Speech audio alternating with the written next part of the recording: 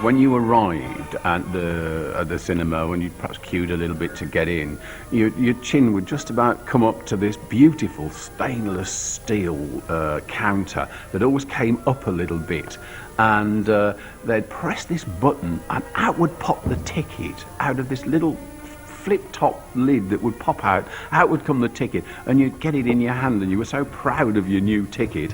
You'd only take 6 paces and somebody'd grab it out of your hand and rip it in half before you were allowed to go into the cinema.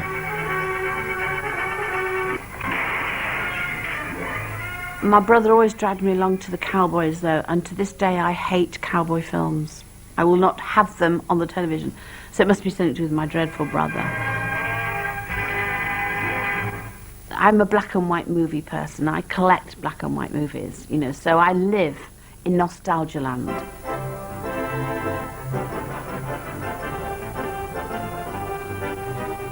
I do remember Wurlitzers in the big cinemas, you know, when the Wurlitzers used to come up and the man on the organ, who was always very strange, usually with a wig, and you used to think, oh, this is a bit odd.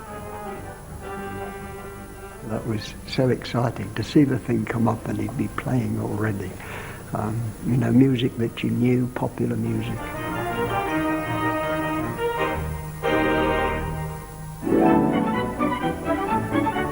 He used to sit in the middle, and they sometimes used to shout and hooray and get excited.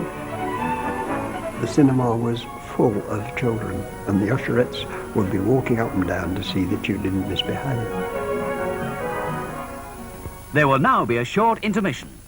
There used to be an interval in the cinema, and a woman, with a tray with ice creams would stand either at the bottom of the aisles or walk along. There was almost a mass exodus of every seat, and the kids ran to the front of the cinema, and there'd be 2 ladies that would come out with the dimmest little light over the top of this huge box of ice creams. It's ice cream time with Lion Faith. You'd get back with this half-melting ice cream to your seat, and your seat would always sort of flip back up again, and they had the strongest springs in the world. I swear they were sort of chest expander springs or something.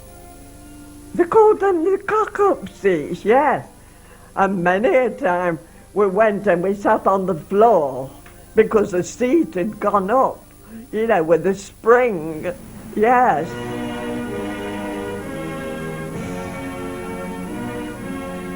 In those days, at the end of every performance or anything, it was the national anthem.